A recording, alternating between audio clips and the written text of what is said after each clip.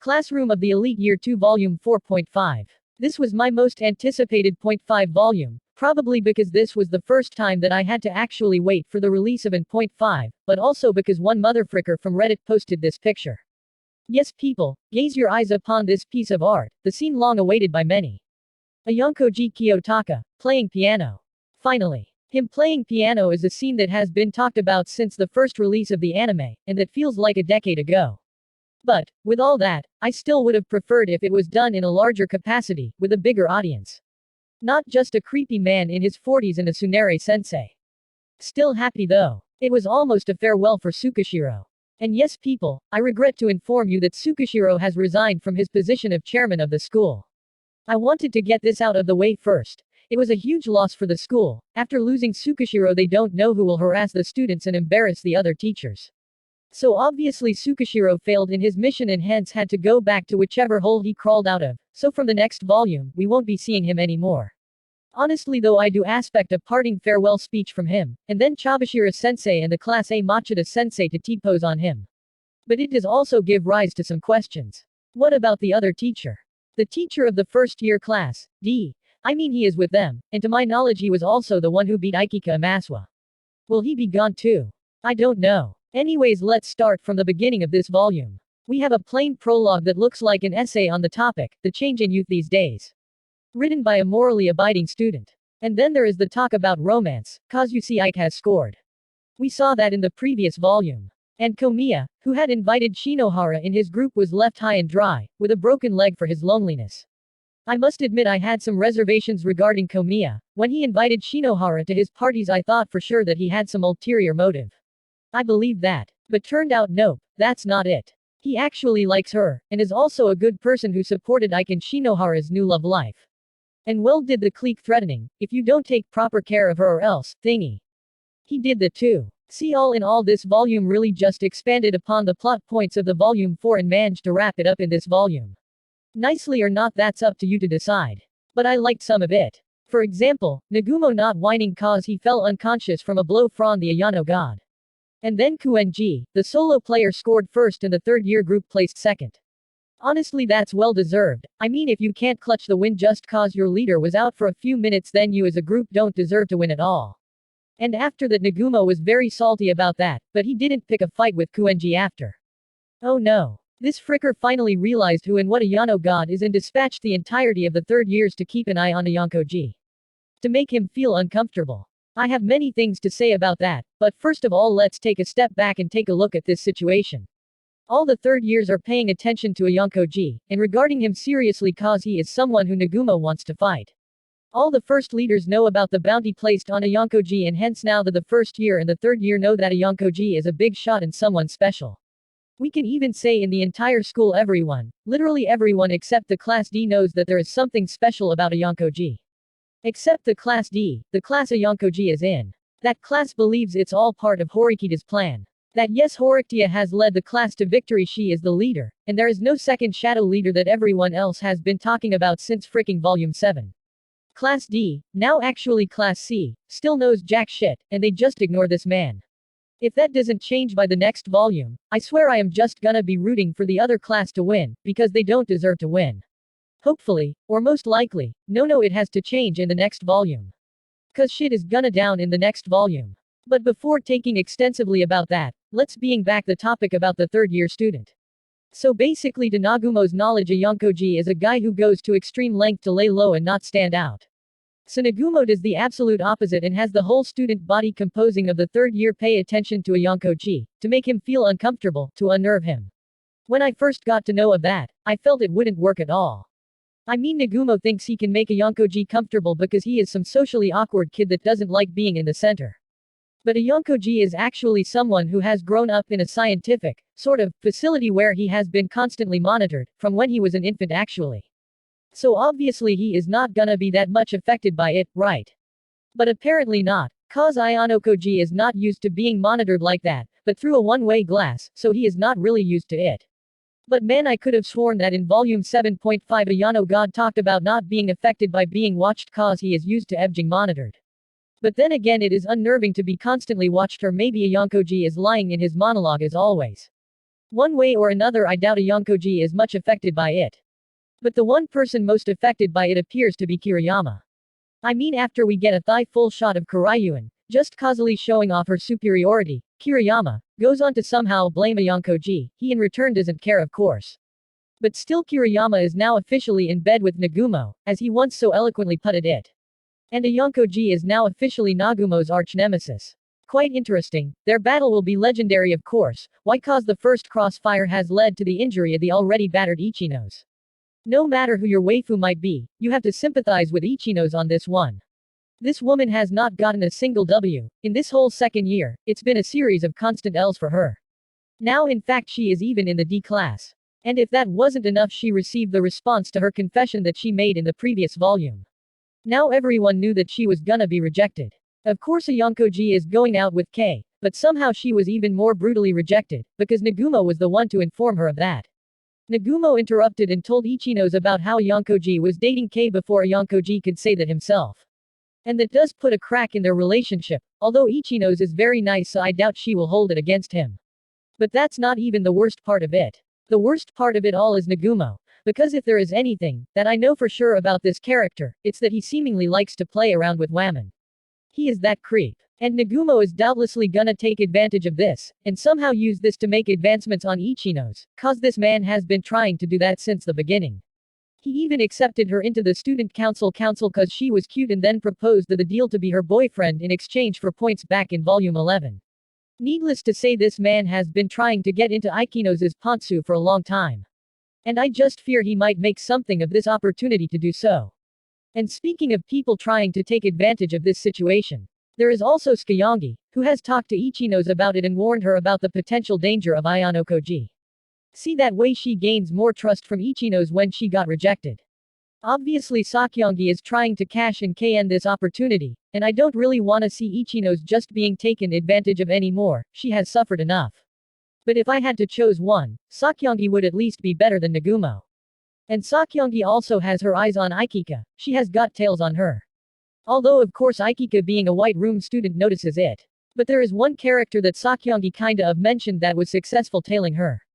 Yamamura, her name is, and that's actually the girl with the very weird doujin vibes from the colored illustration. Yeah, the girl on the phone who is sitting down. There is just something weird about her and her eyes that reminds me very much of Doujinshi. And then let's move on to Ayonkoji's current relationship, there has been some major advancements there. I mean apart from Ayonkoji sticking his tongue inside K's mouth, they have decided to go public. That's right ladies and gentlemen, from the next volume all of the students will now know that K and Ayonkoji are dating. And that better bring some drastic change to Ayonkoji's standing in his class. That is one of the main reason I believe that the students of the class would finally start realizing Ayano God for what he is, not just some part of a shitty Horikita's plan. And as I stated before I have expressed my feelings on what I would feel like if that happened. But K really didn't chose a good way to do this. I mean by no fault of her own, but she did decide to inform Sato first and foremost cause Sato had a crush on Ayonkoji before. They discussed it over a cup of coffee, in a cafe.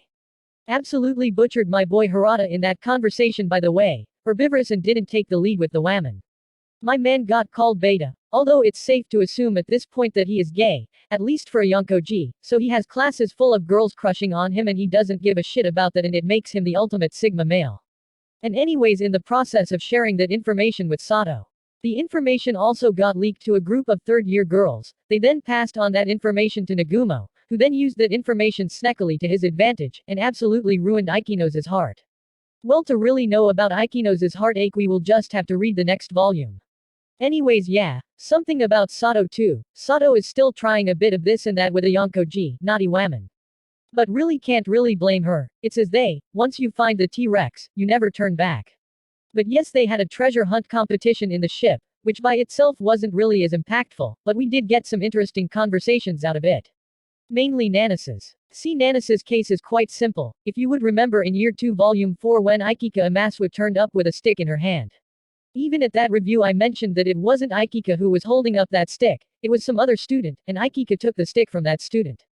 So in this volume it's revealed who that student is. You see while Ayonkoji had refused to do a GPS scan around his surroundings that would require some points, Nanase did still do a GPS scan and found out that there were 2 students in the vicinity, One was Ikika, the other was a first-year male student that Nanase followed around the ship. A male student, by the name of Kurachi.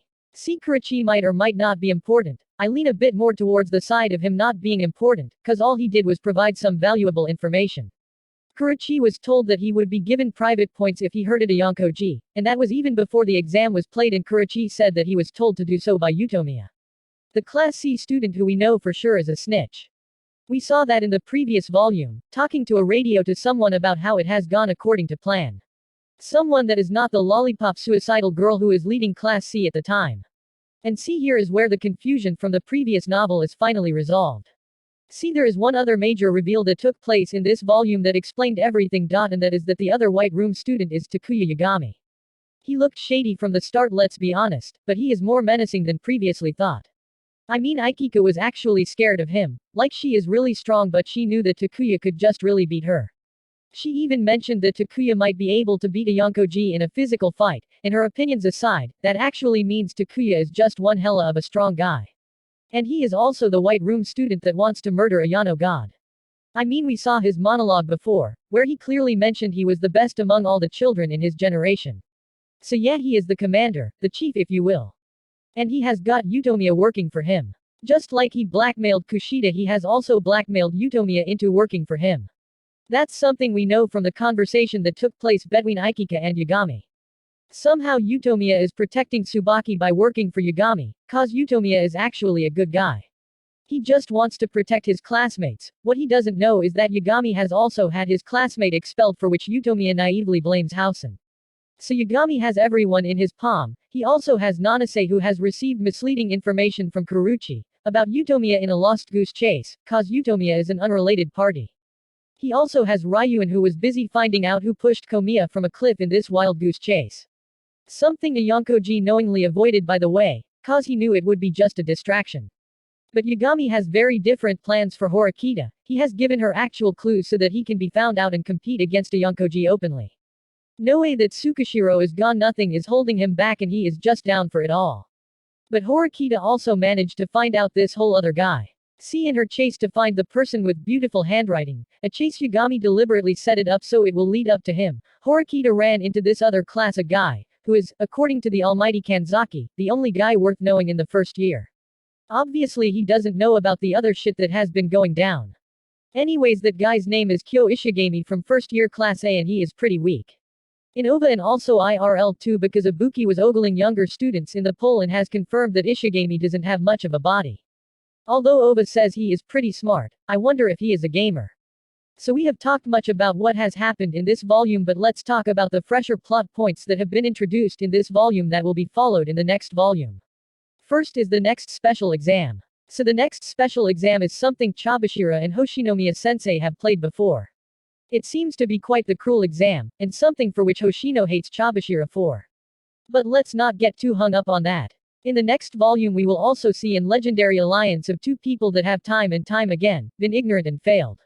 Yes, ladies and gentlemen, this volume presents you with the utmost useless alliance of Ibuki and Horikita. To be honest, maybe it was the bad translation, but I don't even know what exactly they are going to do in this alliance of theirs. See, this is how their alliance is formed. They meet, talk about getting their asses handed to them by Ikika, talk about how strong a Yonkoji is. After a long time, Horikita finds out that, yes, a Yonkoji is also physically very strong and has destroyed Ryuan and the others completely in a fight once. She also found out that Kei was waterboarded, as Ibuki admitted to it, didn't have that much of a reaction for some reason. And then Horikita does what Horikita does. Her ultimate, possibly her only truck that works, which is, "You ate me food, didn't you?" Horikita Suzune, Art of War. And she stirks again. That's why Ibuki is working with Horikita, to repay her enormous debt of lemon tea. Towards what? I don't know. Can they stop Amaswa? Nope. Can they even tail Amsawa or any of the other White Room students? Nope. But at least they will manage something. Hopefully. And then there is Kushida. See, there are many people speculating that she will do something drastic in the next volume. And I will say it's about time. Cause she sure chatted up a load of bullshit with Horikita this volume. I am keeping Yagami close because I want to expel him, he has a huge crush on me. Bitch, the only thing Takuya Yagami is interested in is in killing a Yonkoji. And he has been manipulating and blackmailing Kushida from the start, so there is no reason for Kushida to say such things to Horikita unless she has some ulterior motive. And then there is also Raiwin and Nanase of the lost chase at the innocent Utomiya, but I wonder if they can still make something out of it. Probably figure out it's somehow all part of Yagami's plan. And then there is of course the major change that will take place. Kurizawa and Ayonkoji will go public with their relationship. It would be very interesting to see all the different reactions. What would happen to the poor Ayonkoji group? I mean they had a good screen time this volume for some obvious fan service reasons, but it will be sad afterwards, especially between Scoura and all. Some other mentions will be, the girls' party to which Ayonkoji was invited. The party's goal was to bring Ichinos and Ayonkoji closer once her classmates had noticed that Ichinos liked Ayonkoji. So that party aged like milk. But there is some good in that because while in this party Ayonkoji found a plausible new tool, the young Chabashira aka this girl from the colored picture. They had a relaxing screaming section, after which we at least get to know that all the students in Aikinos' class aren't nice. And Ayonkoji seems to have some use for a tool like that, so we will see how that plays out.